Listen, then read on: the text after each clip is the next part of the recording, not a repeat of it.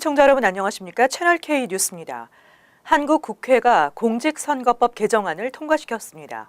박근혜 대통령에 대한 탄핵 소추안이 인용돼 조기 대선이 치러질 경우 200만 명의 재외 국민도 대선에 참여할 수 있게 됐습니다. 보도에 지한샘 기자입니다. 국회는 한국 시간 2일 오후 본회의를 열고 재외 국민의 조기 대선 참여를 허용하는 공직선거법 개정안을 통과시켰습니다. 재석 207인 중 찬성 180, 반대 12, 기권 15로 통과됐습니다. 2009년 재외국민 선거제도 도입 당시 부칙으로 대통령의 권리로 인한 선거 또는 재선거의 경우 2018년 1월 1일 이후 그 실시 사유가 확정된 선거부터 실시하도록 규정하고 있어 개정안이 통과되지 않으면 재외국민들의 조기 대선 참여가 불가능한 상황이었습니다.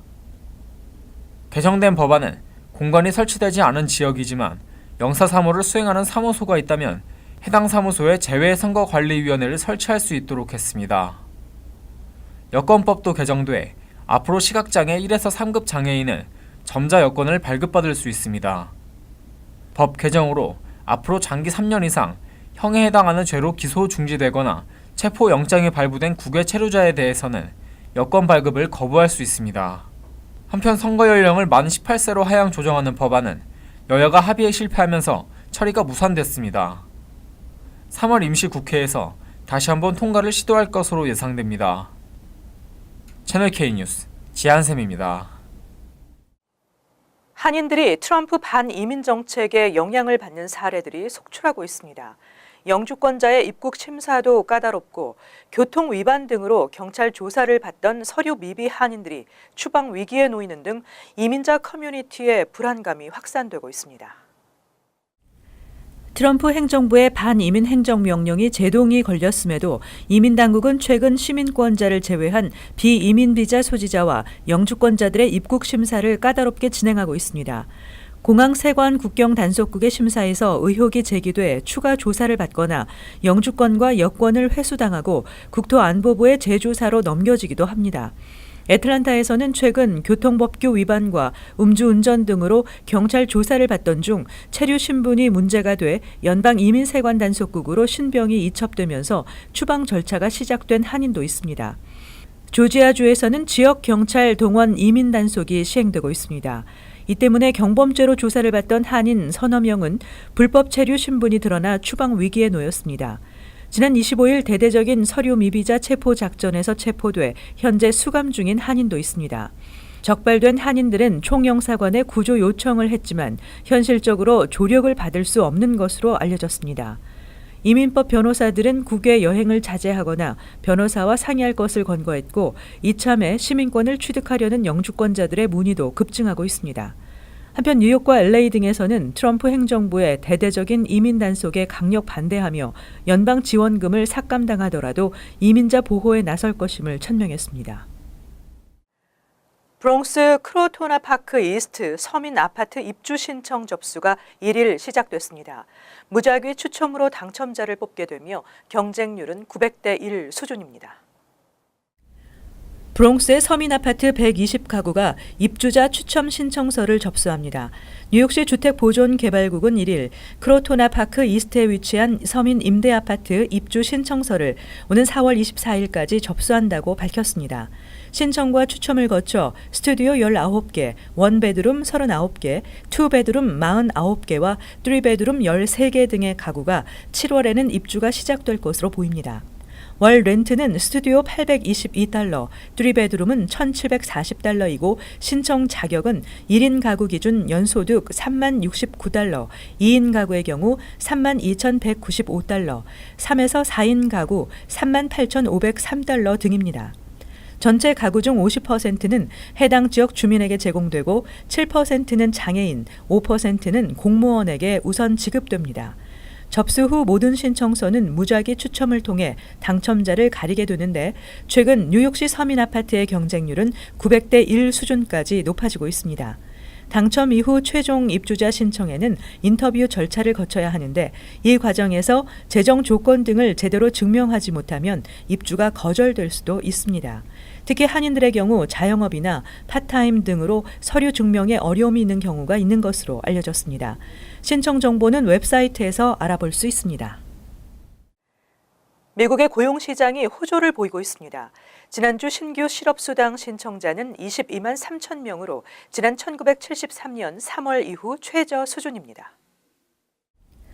노동부는 2일 지난주 신규 실업수당 신청이 대폭 감소하면서 리처드 닉슨 행정부 이후 최저 수준을 기록했다고 발표했습니다.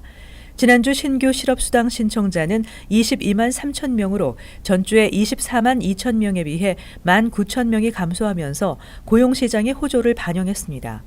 변동성을 줄여 추세를 나타내는 4주 이동평균 신청 건수도 전주보다 6,250명 감소한 23만 4,250명으로 집계돼 역시 1973년 4월 이후 최저치로 나타났습니다. 1월 신규 취업자는 22만 7천 명, 실업률은 4.8%로 고용시장은 견고한 흐름을 이어가고 있으며 경제학자들이 생각하는 완전 취업률에 거의 육박하는 수준으로 나타났습니다. 노동부는 다음 주 2월 고용 통계를 발표할 예정이며 시장 조사기관은 2월 미국 경제가 17만 5천 명의 고용을 창출했을 것으로 전망하고 있습니다. 2월 실업률은 1월보다 더 낮아질 것으로 예측됐습니다. 뉴욕시 공립학교의 과밀학급 현상으로 거주지 학군에 입학하지 못하거나 입학시험에 합격하고도 정원 때문에 등록하지 못하는 사례가 잇따르고 있습니다. 이와 관련해 학교들이 입학 신청자의 거주 지역 정보와 수용 인원 등을 공개하도록 의무화하는 조례안이 발의됐습니다. 벤 칼러스 뉴욕시 의원은 뉴욕시 학군의 과밀학급 현상을 해소하기 위한 조례안을 발의했습니다. 조례안은 학교별로 입학 신청자 수, 거주 정보, 다음 학년도에 수용 가능한 인원 등을 파악해 종합적인 보고서를 제출토록 하고 있습니다. 많은 학생들이 집에서 멀리 떨어진 학교를 다녀야 하는 문제점을 개선하기 위한 것입니다.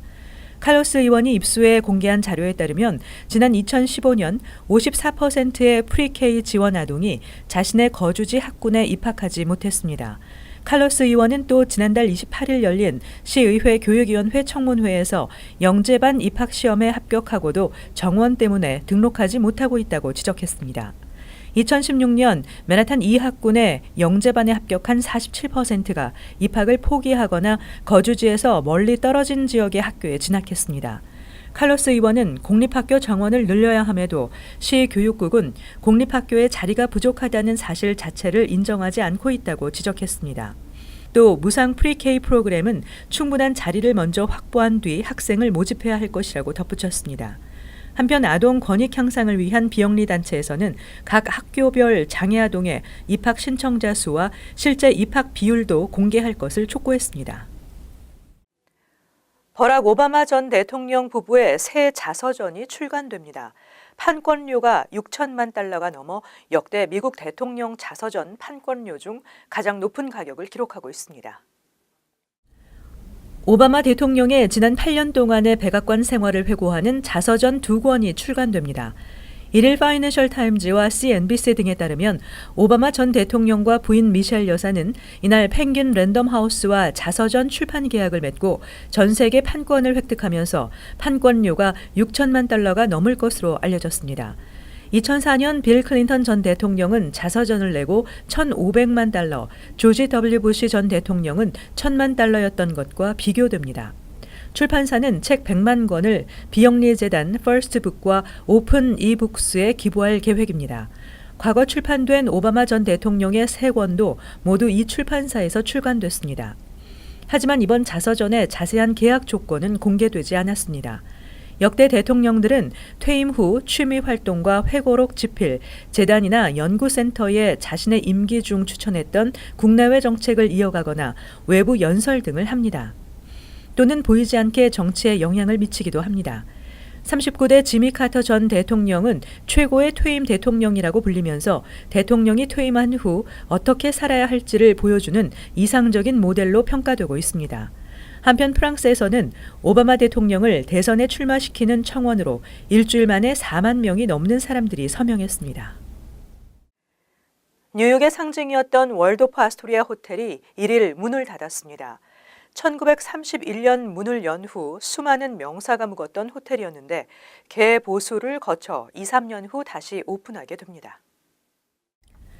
1893년 문을 연 뉴욕의 랜드마크 월도프 아스토리아 호텔이 1일 마지막 손님이 퇴실하는 것을 끝으로 문을 닫았습니다.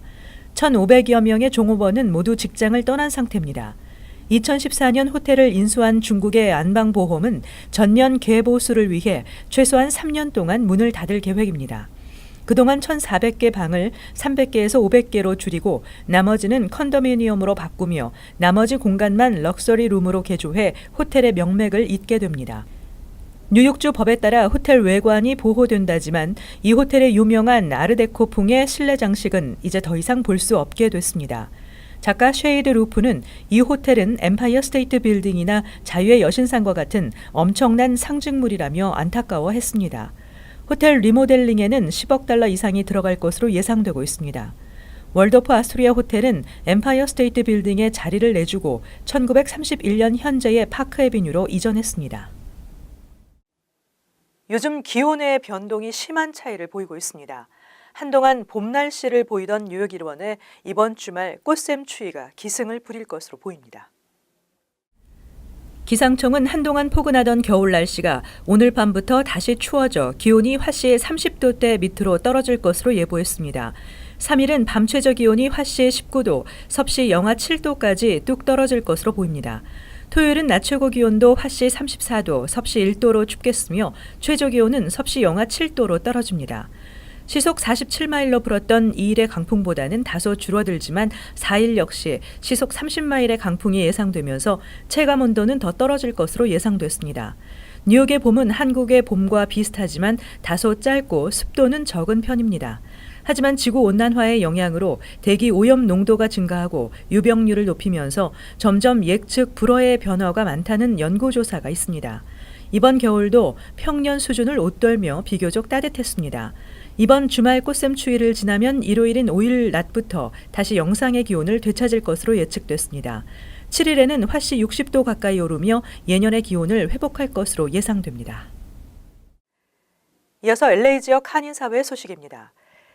지난해 LA 한인타운에 지사를 오픈한 여행사 푸른투어가 멕시코 당국과 함께 유명 휴양지인 칸쿤을 홍보하는 여행 설명회를 개최합니다.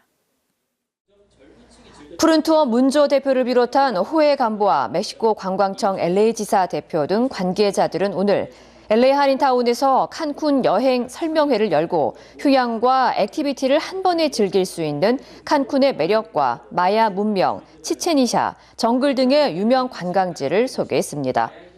특히 멕시코 관광청 측은 환상적인 자연환경과 문화, 그리고 수준 높은 리조트 시설을 갖춘 칸쿤은 관광객에게 잊지 못할 추억을 선사할 것이라며 한인들의 많은 관심과 성원을 당부했습니다. 한편 푸른투어 측은 올 인클루시브 리조트가 포함된 칸쿤 여행 상품을 출시하고 한인들을 대상으로 본격적인 마케팅에 돌입한다는 계획입니다. 지난 2013년 이후 사라졌던 LA 명물 열차인 엔젤스 플라이트가 다시 운행됩니다. 에릭 가세티 LA 시장은 오늘 지난 2013년 9월 열차 탈선 사고 이후 운영이 중단됐던 엔젤스 플라이트를 오는 9월 4일 노동절까지 재운행할 것이라고 밝혔습니다. 엔젤스 플라이트는 그동안 잦은 사고로 사상자까지 발생하면서 운행이 중단됐지만 캘리포니아 공공사업국과 엔젤스 플라이트 철도재단이 최신 안전기준을 바탕으로 한 운행 재개를 추진해온 것으로 알려졌습니다. LA의 역사 문화 기념물이자 세계에서 가장 짧은 철로로 이름이 알려진 엔젤스 플라이트는 LA 다운타운 벙커힐 구역의 힐 스트리트에 위치해 있으며 최근 흥행 돌풍을 일으킨 영화 라라랜드의 배경으로도 삽입돼 다시 유명세를 탔습니다. 이어서 월드 리포트입니다. 예기치 못한 사고로 죽음의 문턱까지 갔다 극적으로 구조된 사람들이 카메라에 잡혔습니다. 보기만 해도 가슴 철렁한 순간인데요. 어떻게 구조할 수 있었는지 함께 보시죠. 호주의 한 시골 농장. 진흙 웅덩이에 빠진 굴착기 옆으로 간신히 얼굴을 내놓은 사람이 보입니다. 귀와 입은 진흙에 잠겨 있고 눈과 코만 겨우 밖으로 내밀어 숨을 쉬고 있습니다. 몇 센티미터만 더 들어가도 숨이 막힐 수 있는 긴박한 상황. Composition in there, so it's very dense. So I thought, shit, I got to get to the surface. Push my arms up into the mud and grab a mouthful of air. 사력을 다해 얼굴을 내밀고 버티기를 2시간. 천만다행으로 지나가던 이웃이 신고해 구조대가 출동했습니다. How he kept himself like arched up with just his nose above the waterline was quite incredible for that amount of time. 죽음의 문턱에서 살아 돌아온 다니엘 씨는 자신을 기다리는 아내와 딸들을 생각하며 이를 악물고 버텼다고 말했습니다. 얼음이 언 연못에 그대로 빠진 자동차. 연못에 추락한 지 불과 몇 초 만에 지붕만 보입니다. 운전석에 있던 20대 여성은 죽음을 직감했습니다. I just kept thinking, like, I don't want to die. I don't want to die. I didn't even have time to react. I was just in shock. I was just screaming. 그런데 그 순간 구조대가 창문을 깨고 여성 운전자를 극적으로 구출했습니다. By the time they finally broke the car window and pulled me out, the water was up to my neck. 자동차가 물속에 가라앉을 때 구조가 가능한 시간은 1분이 채 안 되는 만큼 몇십 초만 늦었어도 돌이킬 수 없는 상황이 벌어질 뻔했습니다. 중국 충칭시의 도로. 40m 높이의 낭떠러지 끝에 대형 화물차가 아슬아슬하게 걸쳐 있습니다. 앞바퀴가 난간을 뚫고 나가 공중에 떠 있는 겁니다. 자칫 무게중심이 앞으로 쏠리면 그대로 추락할 수 있는 위험천만한 상황. 트럭 안에는 어린 2딸을 포함해 일가족 4명이 타고 있었습니다. 출동한 구조대는 트럭이 더 미끄러지지 않도록 뒷바퀴를 돌로 받친 뒤 크레인에 몸을 묶은 구조대원을 투입해 조심스럽게 차문을 열고 한 사람씩 안아서 안전한 장소로 옮겼습니다. 죽음의 문턱에서 떨어야 했던 일가족은 침착한 구조 작업 덕분에 모두 안전하게 구조될 수 있었습니다. 이어서 간추린 소식입니다. 앤드루 쿠오모 뉴욕 주지사가 지난 28일 밝힌 바에 따라 오는 5월 23일 뉴욕주 상원 30선거구와 뉴욕주 하원 9선거구의 보궐선거가 실시됩니다. 올해 뉴욕시장 선거에 출마한 공화당 빌 퍼킨스 주 상원의원과 롱알랜드 오이스터베이 타운 슈퍼바이저에 임명된 공화당 조셉 셀라디노 주 하원의원의 지역구입니다. 뉴욕주 상원 보궐선거에서 민주당이 승리하면 32석을 확보하게 됩니다. 롱알랜드 일부 지역의 상수도에서 암 유발 화학 성분이 검출돼 비상이 걸렸습니다. CBS에 따르면 힉스빌 상수도원에서는 디옥신이 검출됐고 제리코와 웨스턴 나소, 햄스테드 타운, 베스페이지, 플레인뷰, 이스트 파밍데일 등에서는 솔벤트가 검출됐습니다. 환경연구원은 샴푸와 세제 등이 스며들면서 수질을 오염시켰을 것으로 분석했습니다. 롱알랜드 나소 카운티 놀스햄스테드 타운 의회는 지난해 11월 담배 구입 허용 연령을 19살에서 21살로 상향 조정하는 조례안을 만장일치로 가결시키고 시행에 들어갔습니다. 타운에서 21살 미만의 담배를 판매하다 적발된 업소는 첫 적발 때 $300, 두 번째부터는 적발될 때마다 최소 $500의 벌금이 부과됩니다. 잉글리드 시의회가 지난 회기보다 인상된 $6,350만 규모의 임시 예산안을 승인함에 따라 재산세 인상이 불가피해졌습니다. 재산세 7.47%가 인상되면서 주택 소유주들에게는 $365 72센트의 재산세 부담이 늘게 됩니다. 시정부 관계자는 하지만 재산세 인상으로 부족한 세금 수입을 확보하면 내년부터 3년 동안은 재산세 인상폭이 2%에 그칠 것이라고 설명했습니다. 다음은 환율과 증권 소식입니다.